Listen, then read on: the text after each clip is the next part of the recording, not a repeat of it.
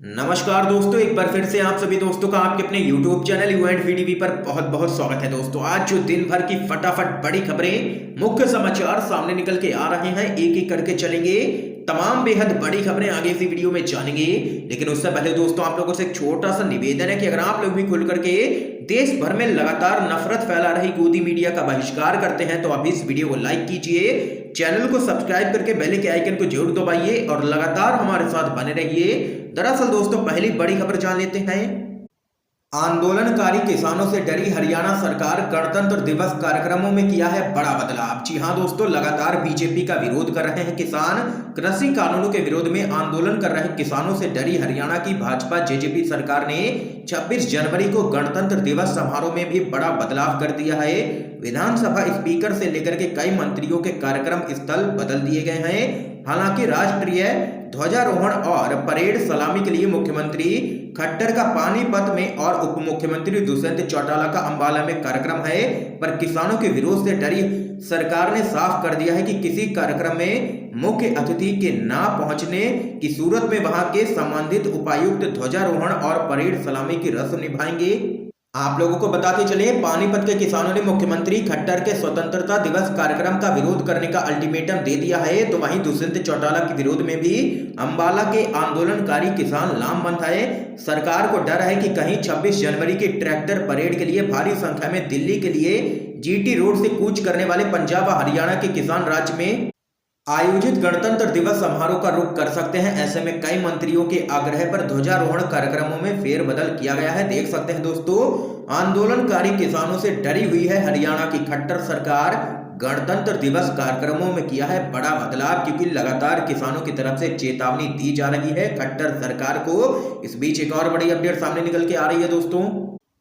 किसानों का गणतंत्र दिवस पर ट्रैक्टर परेड का ऐलान गलत नहीं है, लड़ रहे हैं हक की लड़ाई, ये यहां पर कहना है राहुल गांधी का। कांग्रेस के पूर्व अध्यक्ष राहुल गांधी ने कहा है कि दिल्ली की सीमाओं पर कृषि विरोधी कानूनों को वापस लेने की मांग को लेकर के आंदोलन कर रहे किसान हक की लड़ाई लड़ रहे हैं, लेकिन उनकी बात नहीं सुनी जा रही है। इसलिए किसानों का 26 जनवरी को ट्रैक्टर परेड निकालने का ऐलान गलत नहीं है। राहुल गांधी ने किसानों के समर्थन में कांग्रेस के किसान अधिकार दिवस मनाने के कार्यक्रम के दौरान दिल्ली के जंतर मंतर पर आयोजित धरने में शामिल होने के बाद पत्रकारों के सवाल पर कहा है कि अगर किसान 26 जनवरी को ट्रैक्टर रैली निकाल रहे हैं तो इसमें कुछ भी अनुचित नहीं है।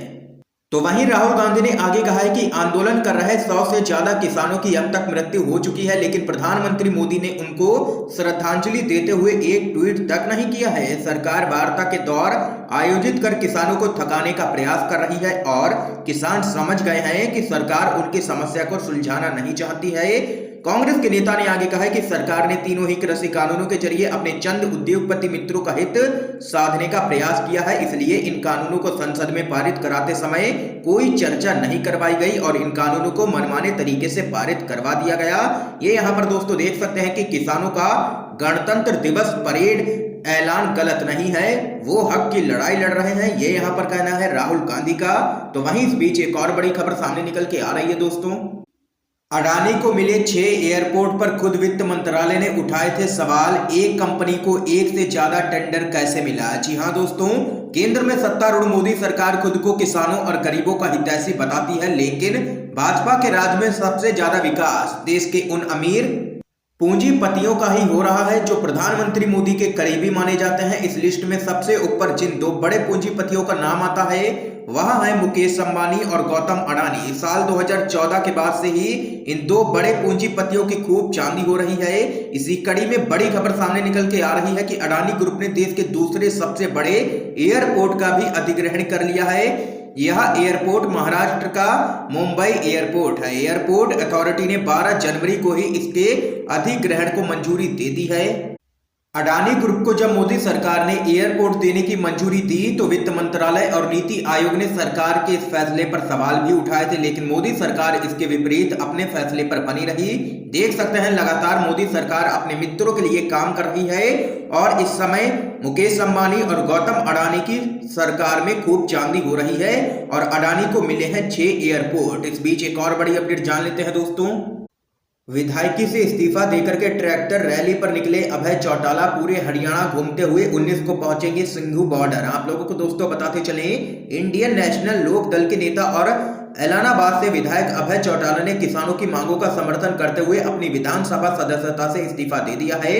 हरियाणा विधानसभा स्पीकर को अपना इस्तीफा सौंपते हुए वे किसानों के समर्थन में ट्रैक्टर रैली पर निकल गए हैं। अभय चौटाला ने अपनी ट्रैक्टर यात्रा चंडीगढ़ से शुरू की है। अपनी ट्रैक्टर यात्रा पूरी हरियाणा से निकालते हुए 19 जनवरी के दिन वे सिंघू बॉर्डर पर पहुंच जाएंगे, जहां वे किसानों के साथ बैठ करके तीनों ही कृषि कानूनों के खिलाफ धरना प्रदर्शन करेंगे। ये यहां पर दोस्तों देख सकते हैं, लगातार कई पार्टियां मोदी सरकार के खिलाफ किसानों के समर्थन में उतर रही हैं सड़कों पर। इसी क्रम में इंडियन नेशनल लोक दल के नेता अभय चौटाला ने दे दिया है विधायकी से इस्तीफा और निकल गए हैं ट्रैक्टर रैली पर और शामिल होंगे किसानों के साथ प्रदर्शन में सिंघू बॉर्डर पर धरने में। इस बीच एक और बड़ी जानकारी सामने निकल के आ रही है दोस्तों। टीएमसी सांसद ने बीजेपी को बताया है दंगाई पार्टी, कहा यह कोरोना से भी ज्यादा खतरनाक है। आप लोगों को दोस्तों बताते चलें, तृणमूल कांग्रेस की सांसद नुसरत जहां ने बीजेपी पर जोरदार हमला बोला है। उन्होंने बीजेपी को दंगा करवाने वाली पार्टी बताया है और कहा है कि बीजेपी समाज के लिए कोरोना वायरस से भी ज्यादा खतरनाक है। टीएमसी सांसद ने ये बातें पश्चिम बंगाल के उत्तर 24 परगना के देगंगा में चुनाव प्रचार के दौरान कही है। उन्होंने चुनाव से पहले बीजेपी की ओर से दंगा कराए जाने की आशंका जताते हुए लोगों से सतर्क रहने की अपील भी की है।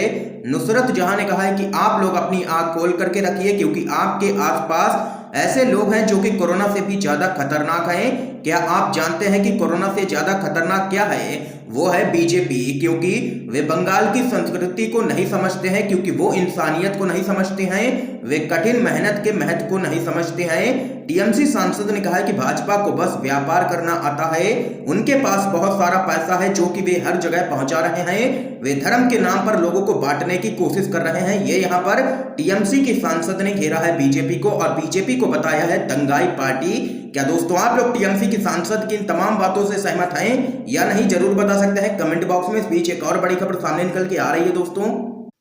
कृषि कानून पर गतिरोध लगातार बरकरार, किसानों का बड़ा आरोप, एनआईए जांच के नाम पर परेशान कर रही है सरकार। जी हां दोस्तों, सरकार और आंदोलनकारी किसानों के बीच में 9वें दौर की वार्ता बिना किसी निर्णय के समाप्त हो चुकी है।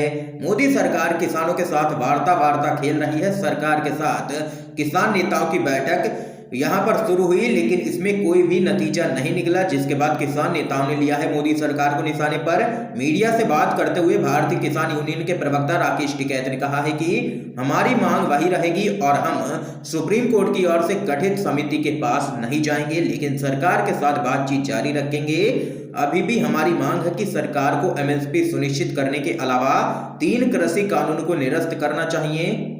राकेश टिकैत ने यह भी कहा है कि कृषि विरोधी प्रदर्शन लंबे समय तक चलेगा, विपक्ष इस मुद्दे को संसद में उठाएगा, जबकि हम इस मुद्दे को संसद के बाहर उठाएंगे। सरकार किसानों की मांगों को स्वीकार नहीं कर रही है। तो वहीं आप लोगों को बताते चलें, संयुक्त किसान मोर्चा के नेता डॉक्टर दर्शन पाल ने सरकार के साथ 9वें दौर की बातचीत के बाद कहा है कि सरकार किसानों की मांग को सुनने के बजाय आंदोलन में शामिल लोगों को परेशान करने पर तुली है। उन्होंने केंद्र सरकार पर आरोप लगाया है कि जो समाज सेवी दिल्ली के लिए बसें भेज रहे हैं या शहीद किसानों को आर्थिक मदद कर रहे हैं, उन्हें राष्ट्रीय जांच एजेंसी यानी कि एनआईए बार बार जांच के नाम पर परेशान कर रही है। हम इस मानसिक प्रताड़ना का विरोध करते हैं। ये यहाँ पर दोस्तों देख सकते हैं कि लगातार मोदी सरकार सरकारी एजेंसियों का गलत इस्तेमाल कर रही है।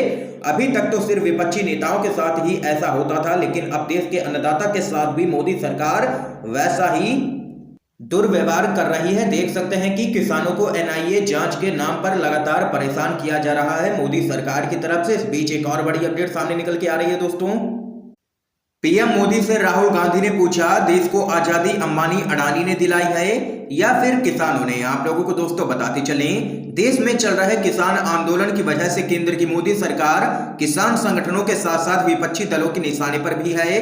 दरअसल बीते साल सितंबर के महीने में जब से मोदी सरकार के द्वारा यह कृषि कानून लागू किया गया है, तब से सरकार की मुसीबत दिन पर दिन बढ़ती ही जा रही है। इन्हीं कानूनों के खिलाफ कांग्रेस ने किसान अधिकार दिवस मनाया, जिसके चलते देश के अलग अलग राज्यों में जबरदस्त तरीके से विरोध प्रदर्शन किया गया। कांग्रेस के नेताओं ने सोशल मीडिया के साथ साथ सड़कों पर उतर करके मोदी सरकार के खिलाफ मोर्चा खोला। इस प्रदर्शन की अगुवाई राहुल गांधी और प्रियंका गांधी ने की। दिल्ली में कांग्रेस ने राजभवन का घेराव भी किया। तो वहीं दोस्तों सोशल मीडिया पर राहुल गांधी का एक वीडियो भी तेजी से वायरल हो रहा है, जिसमें वह मोदी सरकार पर निशाना साध रहे हैं। इस वीडियो में राहुल गांधी किसान नेता और पीएम मोदी के बीच हुई बातचीत के बारे में बता रहे हैं। राहुल गांधी कहते हैं कि इस बातचीत में देश के प्रधानमंत्री मोदी से किसान नेता ने कहा है कि देखिए, किसानों की रक्षा अगर हम नहीं करेंगे तो देश का नुकसान होगा। जिसके जवाब में प्रधानमंत्री नरेंद्र मोदी ने कहा कि देखिए, अगर गेहूं चावल हिंदुस्तान में ठीक तरह से नहीं उगाया जा रहा है तो हम ब्राजील से भी खरीद सकते हैं। राहुल गांधी ने कहा है कि सवाल यह है कि इस देश को आजादी किसने दिलवाई है? इस देश को आजादी अंबानी और अडानी ने दिलाई है या इस देश को आजादी किसानों ने दिलाई है? इसके साथ ही राहुल गांधी ने मोदी सरकार पर जोरदार हमला बोलते हुए कहा है कि मोदी माया टूट गई, मोदी सरकार का अहंकार भी टूटेगा, लेकिन अन्नदाता का हौसला ना टूटा है ना टूटेगा। सरकार को कृषि विरोधी कानून वापस लेने ही होंगे। ये यहाँ पर दोस्तों देख सकते हैं जोरदार हमला राहुल गांधी ने बोला है केंद्र की मोदी सरकार पर। इस बीच एक और बड़ी अपडेट जान लेते हैं।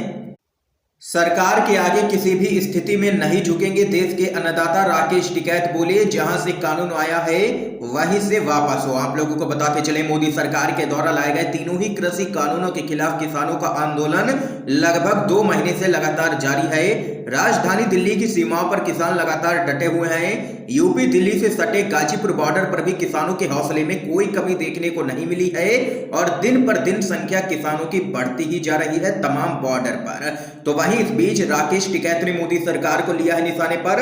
उनका साफ कहना है कि किसी भी स्थिति में देश का अन्नदाता झुकने वाला नहीं है। जहां से ये कानून आए हैं वहीं से वापस हो। उनका सीधा इशारा है कि संसद से ये कानून रद्द होने चाहिए, हम सुप्रीम कोर्ट नहीं जाएंगे। ये यहाँ पर राकेश टिकैत ने साफ कह दिया है। उनका कहना है कि वो कमेटी के सामने भी पेश नहीं होंगे। इस बीच एक और बड़ी खबर जान लेते हैं दोस्तों।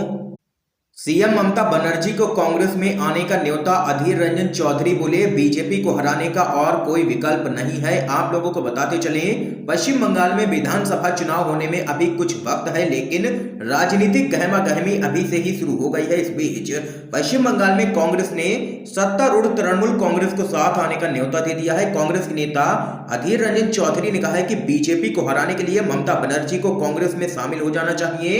इसके साथ ही अधीर ने कहा है कि बंगाल में बीजेपी को हराने के लिए उनके अलावा कोई और विकल्प मौजूद नहीं है।